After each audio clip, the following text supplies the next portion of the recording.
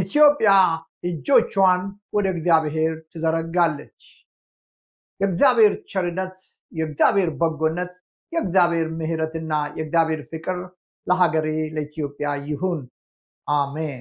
በሀገሬ በኢትዮጵያ ላይ እየተደረገ ያለው ምክክር ሰዎች ከሰሜን፣ ከደቡብ፣ ከምስራቅ፣ ከምዕራብ፣ ከመሃል መጥቶ አንድ ላይ ችግራችንን እንፍታ ብሎ ሲወያዩ ሲሰማ ልቤ በጣም ደስ አለው። ኢትዮጵያ ሀገራችን አንድ ሀገር ናት። ነገር ግን በአንድ ሀገር ውስጥ ብዙ ህዝቦች፣ የተለያየ ቋንቋ ተናጋሪ፣ የተለያየ ዘር፣ የተለያየ አስተሳሰብ፣ የተለያየ እድገት ያለው ሰዎች አሉ። አንድ እናት ብዙ ልጆች ቢኖሯትም ብዙ ልጆች ግን አንድ እናት ብቻ እንዳላቸው ሁሉ እንደዚሁ ሀገራችን ኢትዮጵያ አንድ ናት። ብዙ ቋንቋ ብዙ ዘር ቢኖርንም ነገር ግን ሀገራችን አንድ ኢትዮጵያ ናት። ስለዚህ ወንድሞቼና እህቶቼ በአንድ ሀገር ውስጥ እንደ አንድ ህዝቦች ተሳስበን ተዋደን ተፈቃቅረን ተሳስበን ልንኖር የሚገባ ጊዜ ነው። መጽሐፍ ቅዱስ ኢትዮጵያ እጆቿን ወደ እግዚአብሔር ትዘረጋለች ይላል።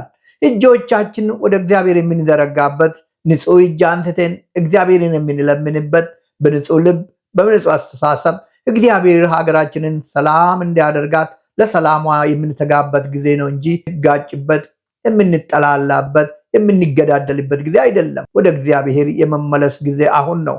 ምሕረቱን ቸርነቱን በጎነቱን የምንጠይቅበት ጊዜ አሁን ነው። ኢትዮጵያ ሀገራችንን እግዚአብሔር ይባርካት። ሰላም ለሀገራችን ለኢትዮጵያ ይሁን። አሜን እላለሁ።